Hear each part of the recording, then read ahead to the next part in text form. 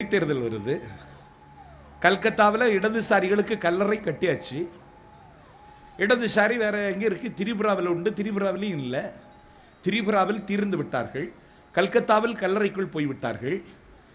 இனி வருகிற நாடாளுமன்ற தேர்தல் அந்த கட்சி உயிரோடு இருக்கிறது என்பதை அவர்கள் உறுதி செய்ய வேண்டும் என்றால் கேரளத்தை தக்க வைத்துக் கொள்வதற்கு போடுகிற நாடகம் என்பதை தவிர வேற என்ன? காங்கிரஸ் கட்சிக்கு என்ன நிலவரம்? ஆந்திராவில் அடிபட்டாச்சு, கர்நாடகத்தில் கிடையாது. தமிழ்நாட்டில் இந்த இங்கிலீஷ் படத்தில் ஆவிகள் வர்றது மாதிரி எப்பாவது வருவான். அவனுக்கு இருக்கிற இடம் கேரளா தான். அவனுக்கு கேரளாவுக்கு இடதுசாரிக்கும் காங்கிரஸுக்கும் வித்தியாசமே 2 இடம் தான், 2 சீட்டு தான். அதனால தங்களினுடைய இருப்பை உறுதி செய்வதற்கு நீ நடத்துகிற போராட்டம். இதுல வேற உண்மை இருக்குன்னு சொல்லு, நியாயம் இருக்குன்னு சொல்லு. பிஜேபிக்கு தான் நிலவரம். அவனும் கடை போட்டுறான், அவனும் அணைய உடைக்கிறான். அவன் ஏற்கனவே கடப்பார தூக்கி சர்வீஸ் உள்ளவன், அவனும் உடைக்க விடுறான். என்ன அக்கிரமம்! அப்படி என்றால் பிஜேபி பேசுவது இந்தி தேசியம், காங்கிரஸ் பேசுவது இந்திய தேசியம், கம்யூனிஸ்ட் பேசுவது சர்வதேசியம். இதிலிருந்து எங்களுக்கு என்ன புரிகிறது என்றால் இந்த 3 தேசியமும் எங்களுக்கு ஒத்து வராது. தமிழ் தேசியம்தான் சரியான வழி என்பதை நீங்கள் எங்களுக்கு வகுப்பெடுக்கிறீர்கள். எப்படி வந்தாலும் நாங்கள் சந்திப்போம். என் தலைமை இதில் பாலிடிக்ஸ் பண்ண போறது இல்லை.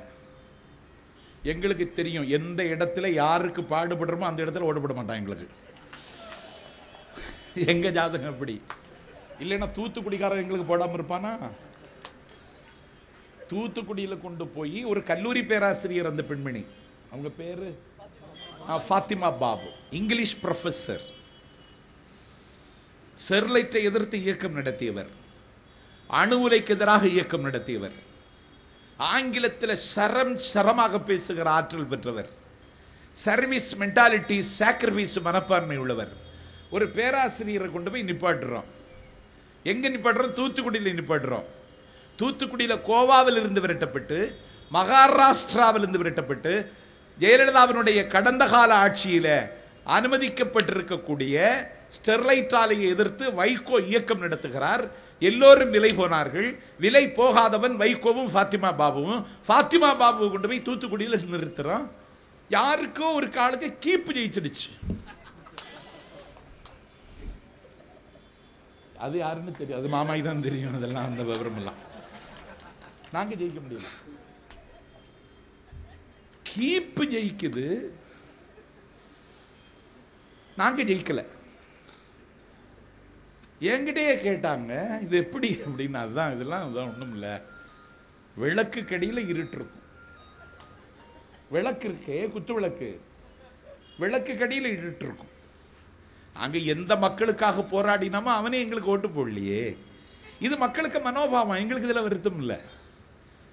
2வது உலக மகா அமெரிக்காவிற்கு விடுதலை வாங்கி தந்தவனே ஜார்ஜ் வாஷிங்டன். அவன் சதுப்பு நிலத்தில் பிறந்தான்.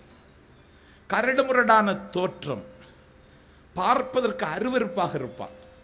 ஆராய்ச்சியாளர்கள் சொல்லுகிறார்கள் ஆற்காடு வீராசாமி விட மோசமாக இருப்பான் என்று. அவன் பேர் ஜார்ஜ் வாஷிங்டன்.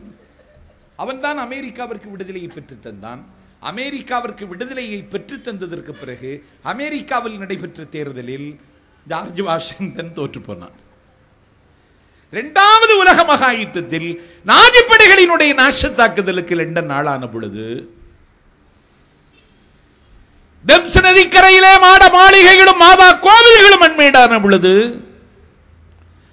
ஆண்டாண்டு காலம் லண்டனில் வாழ்ந்த மக்கள் உயிருக்கு ஆபத்து என்று அரற்றிய பொழுது, ஹிட்லரின் விமானங்கள் சரஞ்சரமாக குண்டுகளை வீசி எறிந்த பொழுது, ஓடிக்கொண்டிருக்கிற தெம்ஸ் நதிக்கரையில் வந்து நின்று, ஏ தெம்ஸ் நதியே, உன்னில் நாங்கள் இனிமேல் நீந்தி மகிழ முடியாது.